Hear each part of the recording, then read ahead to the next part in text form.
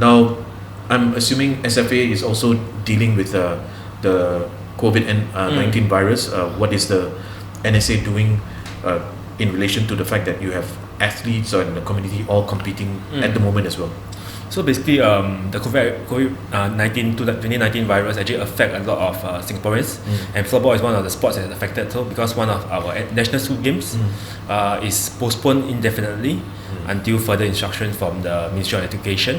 So this NSG is actually quite important calendar event for our primary secondary schools students, because this is they are representing their school in this competition, and I think they've been training since the past holiday, December up till now. So it's quite a hit for them. Also, our league will also postpone for a week. Our national league was postponed for a week so that we can actually implement new measures, new precautionary measures for the players to ensure a safer environment for both players, officials, and also the spectators. So we actually implement some measures whereby we actually segregate the spectators and the players in certain venues, which allow us also that, like I said, just to have a safer environment. 2020 has been a very challenging year for not just Singapore bowling, I think for the world. So we're coping as best as we can. At the end of the day, I guess it is common sense prevails. Just do what is needful. For the COVID virus, you mean? Yes, as far as the COVID virus is concerned, it's just common sense, It just heightened the need for better hygiene. And stay healthy. Don't fall victim to the COVID-19, scare. Live life normally and as healthily as you can. The National Training Centre, we implemented quite a few strategies straight away. So I think it was the weekend, it was before it even went to orange, we were already putting in temperature taking. We'd already asked everybody to declare. So we'd put in quite a few strategies before we even had to. For our competitions, we did cancel one of the competitions for our rhythmic athletes, and that was just right at the beginning when everything was a little bit unsure of what was happening everywhere. So it wasn't a key milestone event, so they didn't travel to that. We did cancel our national championships, which would have been happening right now in March, as soon as it went to orange, and we cancelled our awards dinner. So we've done that. Singapore Open is in June, where we haven't made any firm decision, but as people start to say do not travel to Singapore, it becomes harder to work through that.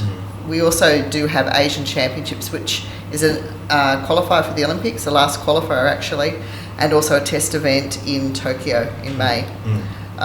We were just talking about what will happen if you have to come back and have 14 days stay at home. Well, there's no chance that we're going to take any athletes out of the country. So at the moment, the safest place to be is in Singapore. I think we're doing a good job. So your Singapore-based events, like your championships and your awards dinner, if it's back to yellow, would you be able to go ahead with it, or you still have to just good question. National Champs is September, so we're hoping by September we're back to yellow. And the awards dinner, we'll scale it down on a bit of a smaller scale, and we'll just have an awards function, and we'll schedule that. I've actually booked. I've got 3 or 4 bookings each month already booked. So as soon as it drops, we'll run that.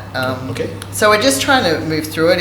It's actually just means you have to be on your A game. You're monitoring things. We've got staff business continuity plans, so half the staff are in and half the staff are out, so we can make sure business as usual. But we're a pretty connected team. We've got go-to meeting. We have meetings, so it's actually not that hard really to keep on going. It's making sure the environment for the athletes, as we said, Bishan, the boys are in a centre where there's a lot of other people.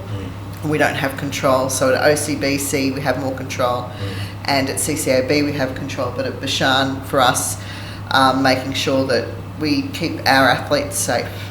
I'm in the front line of COVID because I do general practice. Today I saw 8 cases of potential COVID ones as well. So I think it's a really realistic problem that we have now.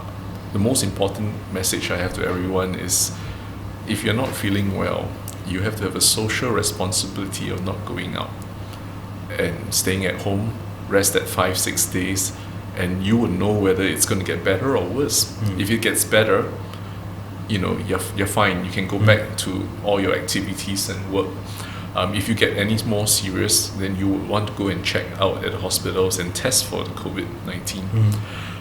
It's very important because you shouldn't just rely on people screening your temperature and you're not well, because temperature alone is not the only thing that determines it.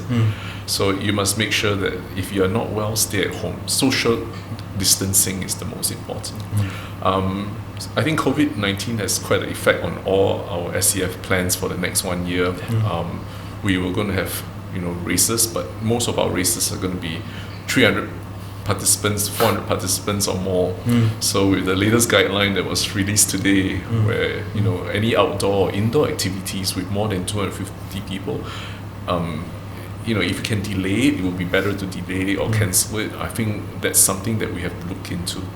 What we have done since couple of maybe 2 months back is we've asked all the athletes when they come for national training to do temperature taking, contact tracing, and regular hand washing in between trainings. So that's one of the things that we did.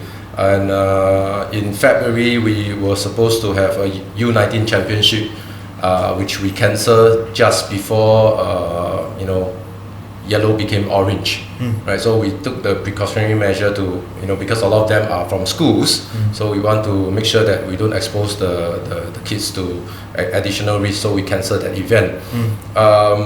One of the other thing that we also did is, I think this is more internal within BS and the national team, is that I've put down a travel ban for non-essential travels for all the national athletes. So basically, if you need to travel to any country just outside Singapore, when you come back, you will have to go on 14 days leave of absence from the national team training. Any country? Any country.